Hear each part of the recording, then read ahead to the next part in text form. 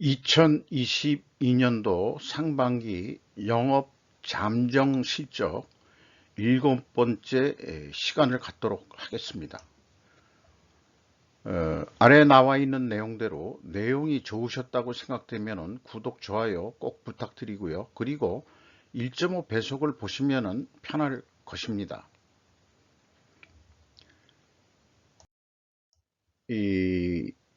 새로 상반기 실적을 얘기하기 전에 계속해서 똑같은 그 내용을 계속 소개해 드리는 내용인데요.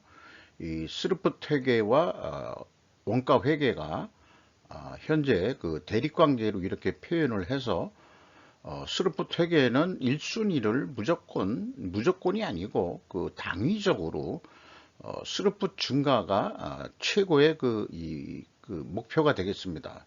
또 목적이라고도 얘기할 수 있겠죠. 그런데 이렇게 그 갈등 구조를 만들어 놓고 TIOE를 설명을 하고 있는데 제약이론 경영이 그 하나의 그 기둥을 세 가지를 가정해 가지고 풀어내고 있는데요. 그 코스트 회계에도 그 TIOE로 그 풀어내고 있습니다. 코스트 회계는 그 운영비용 절감을 우선순위로 두고 있다는 거죠. 기업이 그 돈을 버는 데 있어서는 그 스루풋도 증가해야 되고 당연히 그리고 운영비용도 감소해야 됩니다. 근데 여기에서 얘기한 대로 그 I는 어디에 있냐? I를 가지고 뭔가 또 이렇게 그 표현할 수 있는 그런 부분이 있어야 되지 않겠느냐 하는 게 제 궁금증이었고요. 그런데 하나의 그 또 다른 이 갈등 대립도를 그려낼 수 있는 그런 거를 생각하게 됐습니다. 그래서 이 코스트 회계는 대립관계가 아니라는 거죠. 이거하고는 패러다임의 대립일 뿐이다. 그러니까 옳고 그름의 문제가 아니고 세력의 문제다는 것을 말씀드리는 거고요. 그렇다면은 이 원가 회계를 부인하는 입장이기 때문에 스루풋 회계의 세력을 키우려면 어떻게 해야 할까라는 것이 항상 저의 개인적인 고민이기도 하고 TOC 그 실행 그룹의 고민이기도 할 것입니다. 그래서 골드렉 실행 그룹의 TOC 전문가가 소개하는 재고를 그 소재로 해서 검색을 좀 해봐서 찾은 게 힘들게 하나 찾은 게 있는데요. 그 제공의 증가와 그 제공의 감소의 그 대립 관계입니다.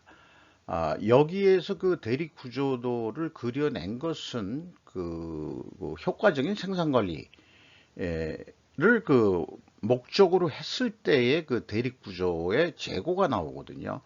저는 그 A의 이 재고 회전율 향상을 두고서 대립 구조를 꼭 만들고 싶었습니다. 이거는 이 구조도를 소개하신 분은 닥터 리자 랭이라고 미국 내에서 TOC 전문가로서 상당히 활동하고 있는 여사가 되겠습니다. 이거를 이제 국문용으로 제가 이제 번역을 해 본 건데요. 효과적인 생산 관리를 위해서는 반드시 대량 생산을 해야 된다.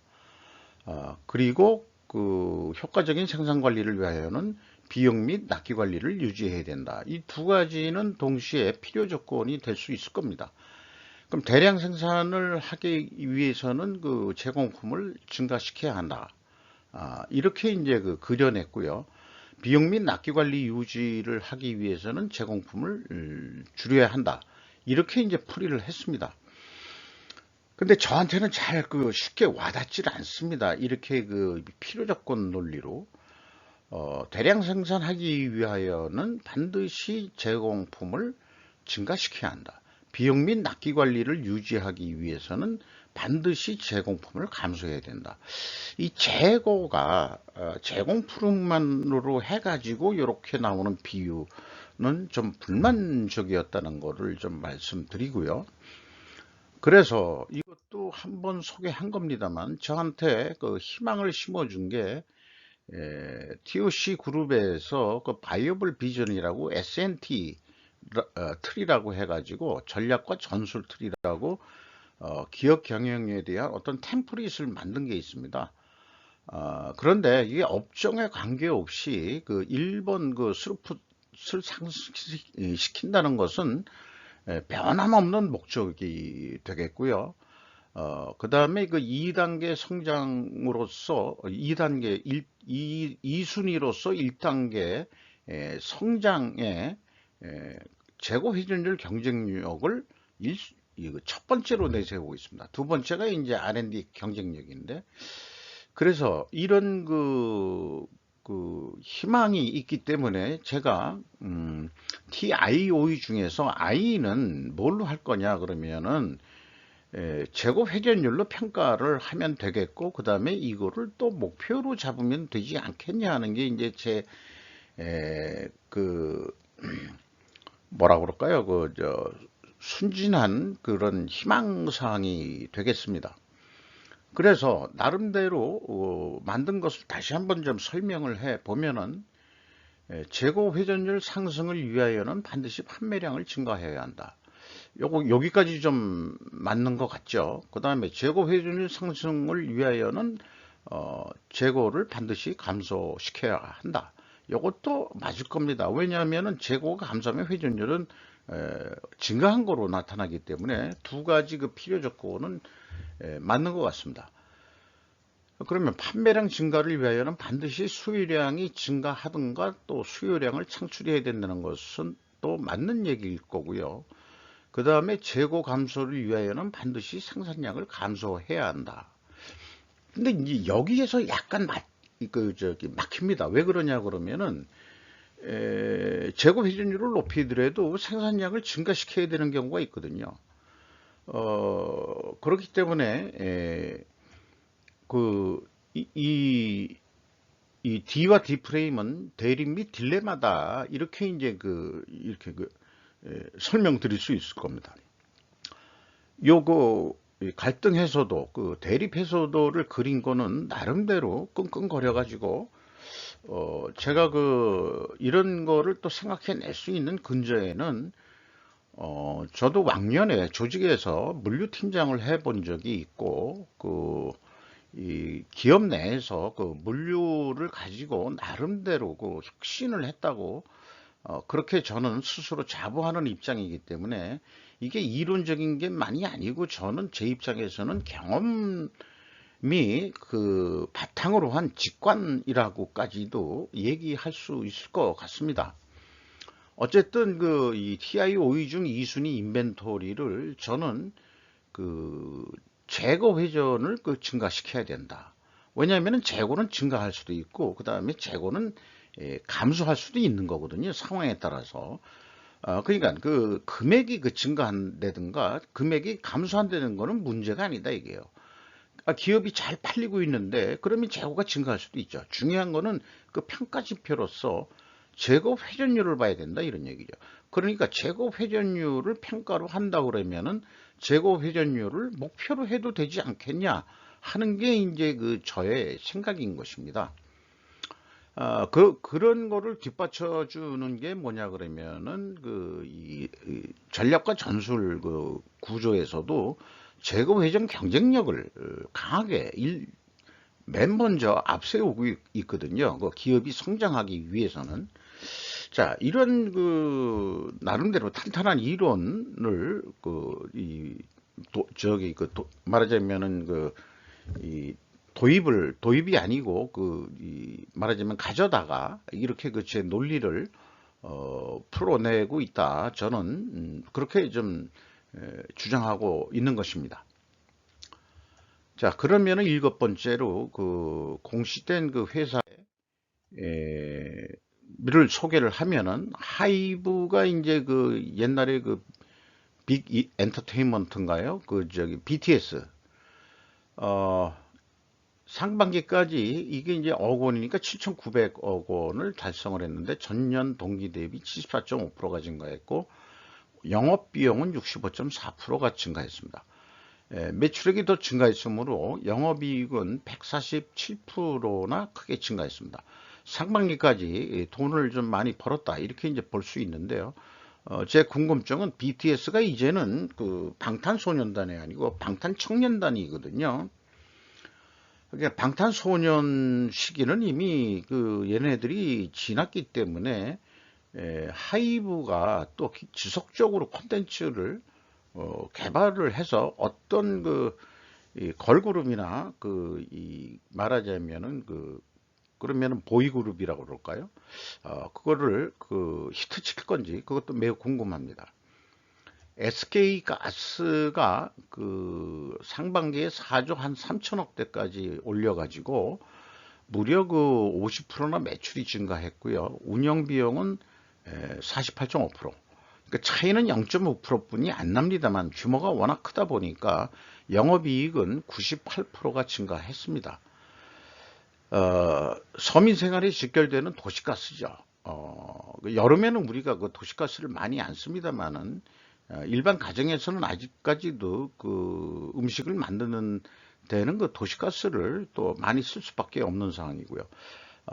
저 같은 경우에는 현재 도시가스가 이 가정주부들한테 요리할 때 가스 냄새가 안 좋다 그래서 전기로 인버터라고 그러나요?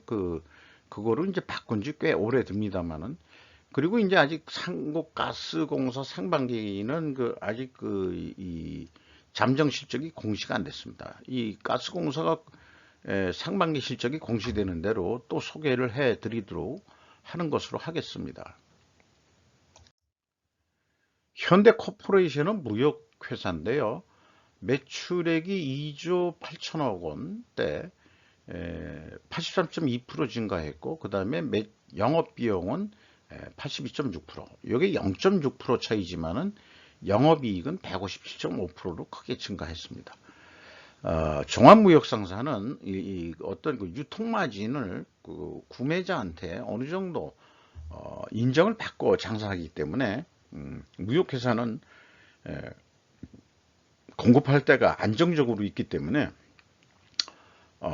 적자가 날 확률은 거의 없다고 생각합니다. 마진 폭이 이제 문제일 거라고만 생각되고요. 카카오페이가 좀 나왔네요. 카카오페이는 근데 매출액이 2,574억 원인데 매출은 19% 증가했지만은 영업비용이 26.8%나 증가해서 금액상으로도 영업 손실이 나왔습니다. 136억. 그래서 이 영업 손실은 618.9%나 크게 증가했습니다. 펜오션은 해운업이 되겠는데요. HMM이 이제 우리나라 대표적인 구현대상선이지만은 이 펜오션은 하림의 관계 기업으로 제가 기억하고 있습니다. 매출액이 74.8% 증가했고 영업비용은 67.1%뿐이 증가를 안 해서 영업이익은 153.5%가 증가했습니다. 컨테이너 운임 및 선박 운임이 크게 상승한 관계로 이렇게 이익을 다 냈다고 그렇게 판단이 됩니다. SD 바이오 센서라고 코로나 때문에 이제 유명해진 데 같은데요. 매출액이 2조 거의 2천억 원대가 달성해가지고 매출 증가는 12.4%인데 영업비용이 23.7%나 크게 증가했습니다. 그래서 영업이익이 0.9% 감소해가지고 그래도 돈은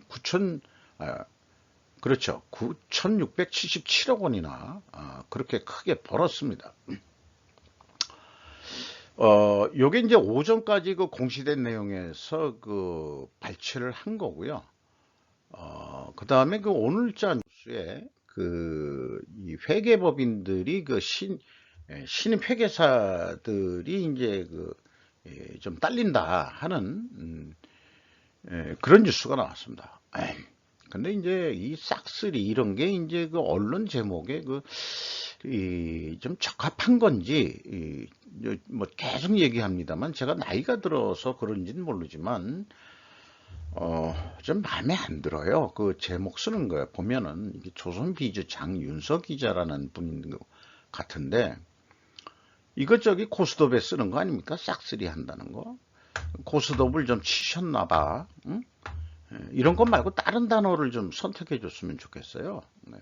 구인난 시달리는 중견회계법인들 이렇게 해가지고 쭉 나왔는데, 왜 공인회계사들이 딸리냐 그러면은 이제 그 회계법인들의 일감이 많이 생겼다는 얘기거든요.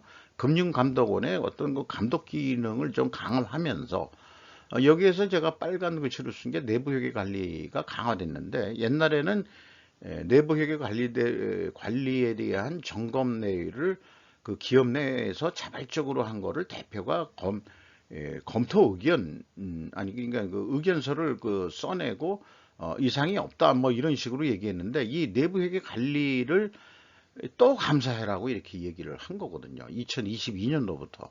그러니까 일거리가 많이 생긴 겁니다. 그러니까 먹거리가 많이 생겼으니까, 먹거리도 그러면 적절하지 용어 아니지 않냐라고 또 이렇게 또 얘기하실 수 있는지 몰라요. 먹거리라는 게 근거 있는 어떤 그 국어사전에 나오는 그 표준어인지도 저도 좀 자신은 없습니다. 일단 일감들이 많이 생겼다는 얘기죠. 주기적 감사제라는 거 때문에도 일감이 많이 생겼다는 얘기고요.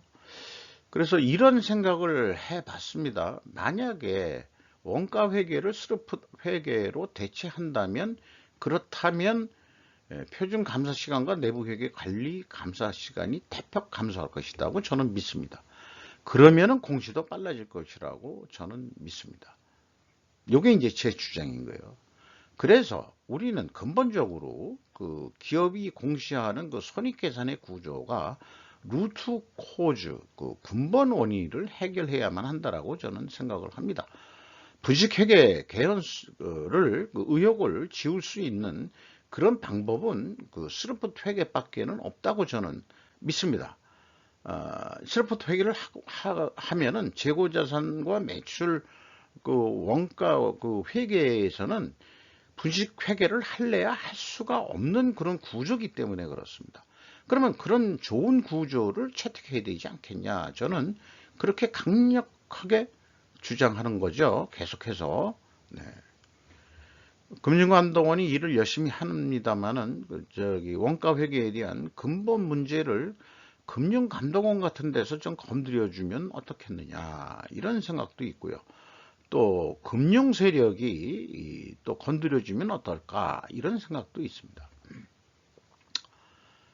세무서는 반대할 거예요. 왜냐 그러면 재고자산의 가공비가 배부되는, 그렇게 되면 자산의 증가는 이익의 증가니까 세무서 국세청은 법인세를 미리 뜯어낼 수가 있거든요. 근데 그 스루풋으로 하면은 그게 안 됩니다. 또 뭐 이런 것도 있고요. 그리고 또 한 가지, 오늘 뉴스에 조선 비즈뉴스인데, 코로나발 사업구조 재편 바람, 기업들 계열사 합병 급증 해가지고 뭐 이제 뭐 롯데 이랜드 오뚜기 등 계열사 합종 연행 활발, 뭐 이렇게 얘기를 해서 지금 흡수 합병이 많이 이루어지고 있다, 뭐 이런 얘기인데, 이게 이제 그 경영이 악화되면은 이제 뭐 이런 일들이 비일비재하게 많이 일어나고 있는 것도 현실인데, 2022년도에 와서 유독 그 많아졌다 이거죠. 그 아까 여기 어디 보면은 110 몇 건, 여기 있군요. 3일까지 7월 달까지 114건이면은, 이게 연간 작년에 89건인데 이게 이제 114건이면은 상당히 그 더 증가할 거로 그렇게 생각이 됩니다. 여기에 대해서 하나의 그 느낌 같은 느낌을 얘기를 하면은, 흡수 합병의 결과물 중 하나일 텐데요. 이게 뭐냐 그러면은 장기 근속자 잘라내는 데는 아주 손쉬운 방법입니다. 생산직은 살아남을 수가 있어요. 그 흡수 합병을 하더라도.